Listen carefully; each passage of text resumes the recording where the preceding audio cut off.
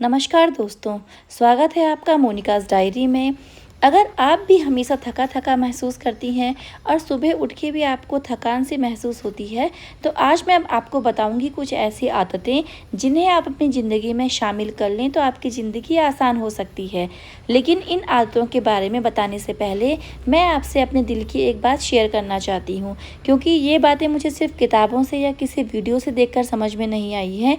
मुझे ये बातें अपनी ज़िंदगी जीकर समझ में आई है। देखिए, जब किसी लड़की की शादी होती है तो उस समय हमारी उम्र 25 या 30 साल की होती है।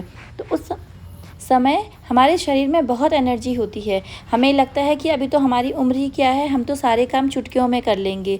और वो लड़की मतलब जो बहू जाती है, उसकी कोशिश रहती है कि वो अपने परिवार के हर सदस्य को खुश रखे। वो परिवार के हर सदस्य को खुश करने में लगी रहती है, पति को, सास ससुर को, ननद देवर जो भी परिवार में है। और उन सबको खुश रखते रखते वो काम में इतनी बिजी हो जाती है कि वो अपना ध्यान रखना भूल ही जाती है।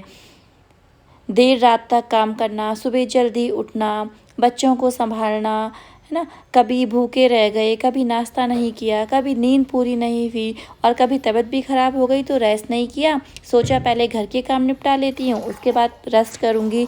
और जब वो रेस्ट करने जाएगी तब तक अगर छोटा बच्चा है तो वो बच्चा बीच में आ जाए, है ना, वो सोने ना दे। तो इस तरह से वो अपने शरीर का ध्यान रखना भूल ही जाती है। और इसी तरह साल निकलते जाते हैं। हम अपनी नींद को नज़रअंदाज कर देते हैं, खाने को नज़रअंदाज करते हैं, पानी पीना भूल जाते हैं और आराम को तो जैसे अपनी ज़िंदगी से निकाल ही देते हैं। उस समय हमें इसका असर महसूस नहीं होता, लेकिन धीरे धीरे हमें हमारा शरीर संकेत देना शुरू करता है।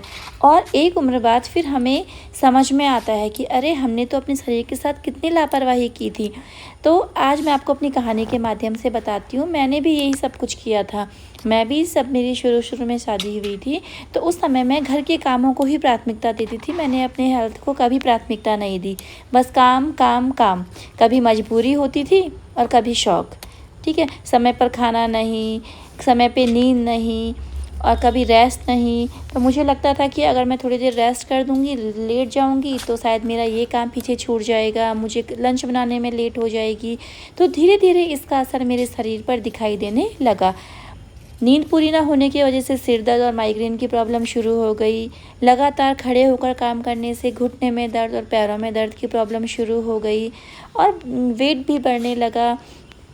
और सबसे ज़्यादा मुझे एक चीज़ महसूस हुई कि मेरे अंदर पहले जैसी एनर्जी नहीं बची। और इसका असर सिर्फ शरीर पर ही नहीं पड़ता है, बल्कि हमारे मन पर भी पड़ता है। क्योंकि जब हमारे ऊपर काम का बहुत ज़्यादा बोझ होता है ना, और हम काम में लगे रहते हैं और रेस्ट नहीं करते, तो कहीं ना कहीं हम चिड़चिड़े हो जाते हैं। और हमारा अपने बच्चों के साथ और हमारे परिवार के अन्य सदस्यों के साथ भी रिश्ता ख़राब होता है, क्योंकि हमारे अंदर चिड़चिड़ापन आ जाता है ना। कई बार बच्चा हमसे बात करता है या हमको घुमाने जाने की जिद करता है तो हम चिल्ला जाते हैं। और बच्चा खेलने के लिए बोलता है तो हम उसे खेलने के लिए मना कर देते हैं, कह देते हैं कि तुम जाओ, हमारे पास तो बहुत सारे काम हैं।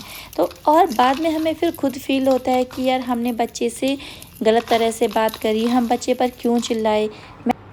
फिर मुझे एक बहुत बड़ी बात समझ आई कि हम हमेशा दूसरों से उम्मीद करते हैं कि कोई हमें बोलेगा कि तुम आराम कर लो, कोई हमसे बोलेगा कि तुम बैठ जाओ, मैं काम कर लेती हूँ या कर लेता हूँ, कोई हमसे बोलेगा कि तुम खाना खा लो, कोई हमसे कहेगा कि तुम दिन में थोड़ी देर रेस्ट कर लो, तुम तो दिन भर काम कर रही हो, बच्चे को मैं संभाल लूँगा या मैं संभाल लूँगी। लेकिन सच तो ये है कि हम हर समय दूसरों से ये उम्मीद नहीं कर सकते। अगर किसी के फैमिली मेम्बर ऐसे हैं या उसका पार्टनर ऐसा है जो ये सब बोलते हैं, तो आप बहुत लकी हैं। लेकिन हर जगह ये संभव नहीं है। सच तो ये है कि हमें खुद भी अपने शरीर की जिम्मेदारी लेनी होगी।